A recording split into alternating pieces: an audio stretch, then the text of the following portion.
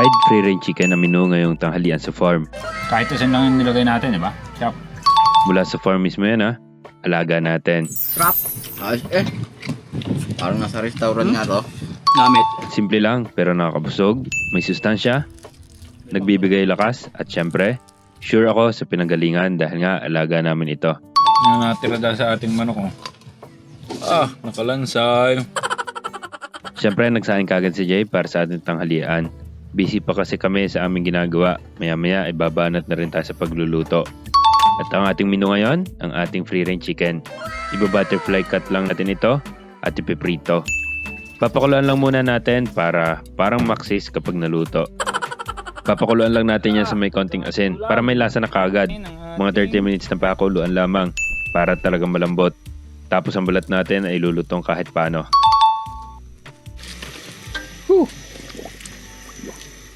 Kaso naisip ko para mas maganda na i-quarter cut para pagpapakulo ay mas nakalubog siya sa tubig. Tapos pag prito mamaya ay mas maganda ang lapat sa mantika. Tipid pa sa mantika, di ba? Pinakulaan ko pa ng ilan pang sandali. Maya-maya, kasarapan na. Quarter cut.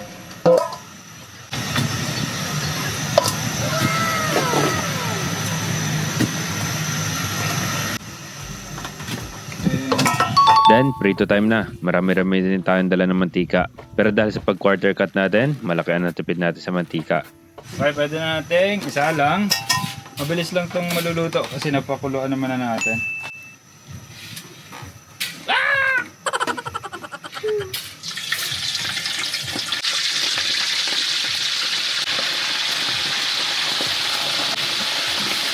Ang mga luto namin dito sa farm, mga simple lang. Pero in-ensure ko naman na busog at may sustansya na makukuha. Ito kasi ang magbibigay ng lakas sa amin sa trabaho eh. Hindi man kagalingan ako magluto, ay at least nabubusog naman at nakakakuha ng lakas. Huwag lang talaga sobrang sama ng lasa.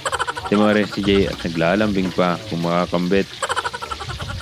Takot na mamatilap si ka ng kamay. Para nasa restaurant din sa niluto ko. Ha? May bayad eh. De, joke lang. Libre lang lahat yan. Kung ano ang kakainin namin, yan ang kakainin nila. Pare-pares dapat ang kakainin. Na okay na, luto na at mukha ng malutong, kunin na natin. Sino? Handa. Sarap niyan. Kilo. Woo! Kilo.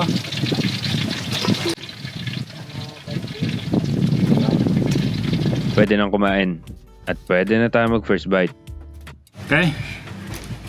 Maganda tayo. Mag-try tayo ng wing part. First bite.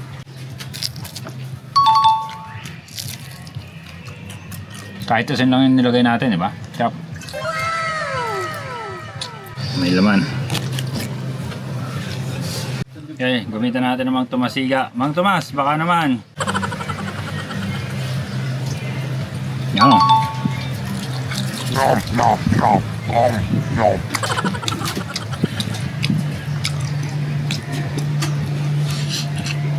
Okay na, isang first bite lang.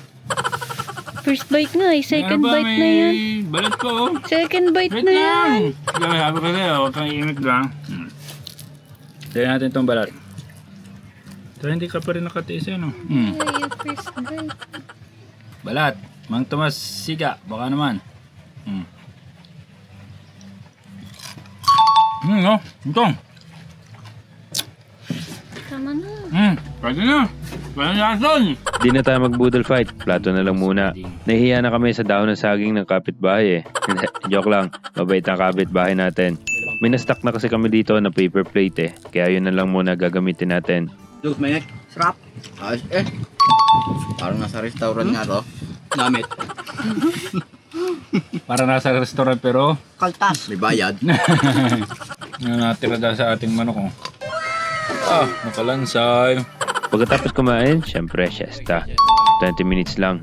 Okay na. Oh, teka lang. Bago kayo mag-comment na maiksi ang siesta, siesta lang po ito hindi ito tulog ng panggabi. Kaya 20 minutes ay goods na.